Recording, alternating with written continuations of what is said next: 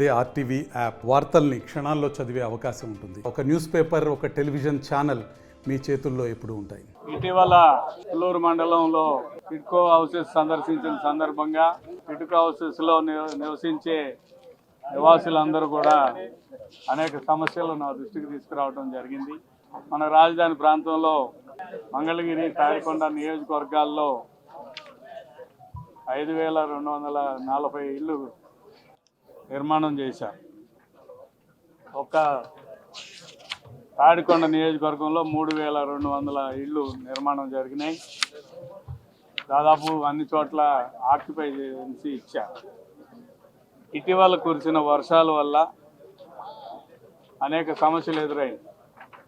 ఎన్నికల ప్రచారంలో భాగంగా అనంతవరం కానీ, మందడం గ్రామంలో కేటాయించిన ఇళ్ళు కానీ, తుళ్ళూరు ప్రాంతంలో కేటాయించిన ఇళ్ళు కానీ సందర్శించినప్పుడు వారు అనేక సమస్యలు నా దృష్టిలో తీసుకొచ్చారు.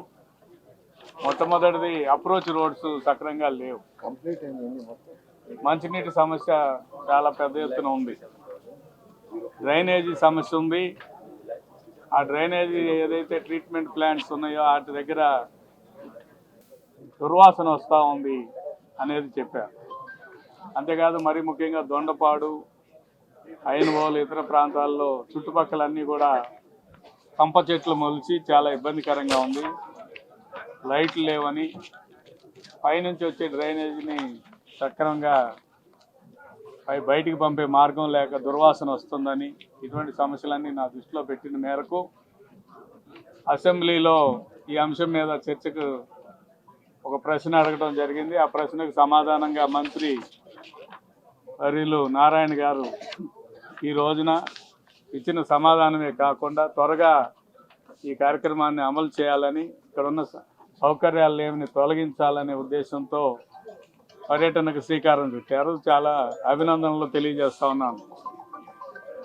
ఈ మీడియా ప్రకారం మంత్రివర్యులకి, సిఆర్డీ అధికారులకు కూడా అభినందనలు తెలియజేస్తాను. ఎందుకంటే పేదలందరూ కూడా నివాసం ఉంటున్న ప్రాంతాలు, ఈ ప్రాంతాల్లో సౌకర్యాలు బాగా పెంపుదల చేయాలని, అన్ని సౌకర్యాలతో కూడిన ఇళ్ళు ఇవ్వాలని గత ప్రభుత్వ హయాంలో 2014-19 కాలంలో చంద్రబాబు నాయుడు గారు ముఖ్యమంత్రిగా ఉన్నప్పుడు సిఆర్డీఏ పరిధిలో ఈ నిర్మాణాలు జరిగినాయి.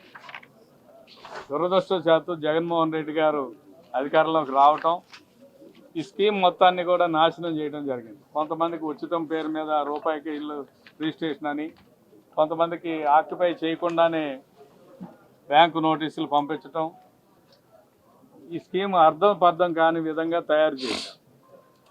అంతేకాదు హడావుడిగా ప్రారంభించి నాసిరకం రోడ్లు, నాసిరకం పనులు, అదేవిధంగా ఈ పెయింట్ కూడా చూడండి ఎలిసిపోయిన పరిస్థితి. రంగులు వేసుకోవటం మీద ఉన్న శ్రద్ధ వేరే ఏం లేదు. ఆ రంగులు కూడా నాసిరకం రంగులు వేశారు. దానికి సరైన విధి విధానాలు కూడా పాటించినట్లుగా నా దృష్టిలో లేదు. అందుచేత ఈ విషయం మొత్తాన్ని ఒకసారి సమీక్షించి మన నియోజకవర్గంలోనూ రాజధాని ప్రాంతంలోనూ ఉన్న టిడ్కో హౌసెస్ మీద ఒక సమీక్ష పూర్తి స్థాయిలో నిర్వహించి ఇక్కడ నివాసితులందరికీ కూడా మంచి సౌకర్యాలతో కూడిన నివాసం ఏర్పాటు చేయాలనే ఉద్దేశంతో మంత్రి గారు ఈ రోజున రావడం చాలా సంతోషదాయకం. డీటెయిల్స్ ఇదే. అన్నిటికంటే పెద్ద లొకేషన్ తుళ్ళూరు మండలంలో 1184 ఇళ్ళు ఇక్కడ కట్టడం జరిగింది. ఇది మంచి సుందరమైన ప్రదేశంగా తయారు చేయాలని ముఖ్యమంత్రి గారి ఆదేశం ప్రకారం పనులు జరుగుతాయని నేను ఆశిస్తున్నాను. ఎందుకంటే సత్వరమే మంత్రి గారు రియాక్ట్ అయ్యారు కాబట్టి, అధికార యంత్రాంగం కూడా కదిలింది కాబట్టి తప్పకుండా జరుగుతాయని నేను ఆశిస్తూ, ఏవైనా సమస్యలు ఉన్నాయన్నీ కూడా వినతి పత్రాలు ఇచ్చారు. ఆ వినతి పత్రాల్లో ఉన్న సమస్యలన్నింటినీ కూడా ఒక్కొక్కటిగా పరిష్కరిస్తారని నేను భావిస్తూ ఉన్నాను. మేము కూడా దాన్ని ఫాలోఅప్ చేస్తాం. అంతేకాకుండా రాజధాని మంత్రివర్యుల దృష్టికి, కమిషనర్ గారి దృష్టికి తీసుకొచ్చేదంటే ప్రభుత్వం దృష్టికి మనం తీసుకురావాల్సిన ముఖ్యమైన అంశం అవుట్సోర్సింగ్లో గ్రామాల్లో స్వీపింగ్ చేసేవాళ్ళు కానీ, అవుట్సోర్సింగ్లో ఉద్యోగాలు చేసేవాళ్ళు కానీ ఎవరైతే ఉన్నారో తెలుగుదేశం ప్రభుత్వ హయాంలో వీరందరికీ కూడా రాజధాని భూమి లేని నిరుపేదల పెన్షన్ వస్తూ ఉండేది.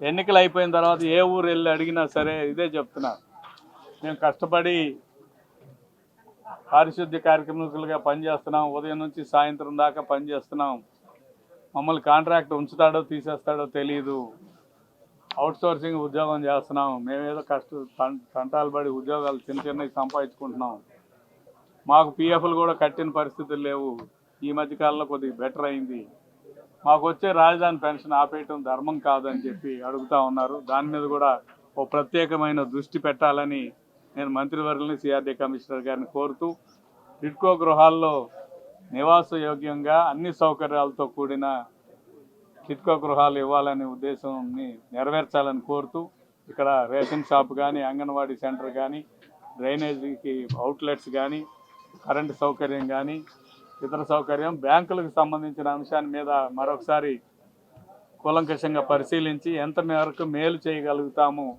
ఈ పేద వర్గాల వారికి అనే అంశం మీద కూడా దృష్టి సారించాలని మంత్రి గారికి విజ్ఞప్తి చేస్తాం. మరిన్ని వీడియోస్ కోసం ఛానల్ ని సబ్స్క్రైబ్ చేయండి, లేటెస్ట్ అప్డేట్స్ కోసం వాట్సాప్ ఛానల్ ని ఫాలో చేయండి అండ్ లింక్ డిస్క్రిప్షన్ లో ఉంది.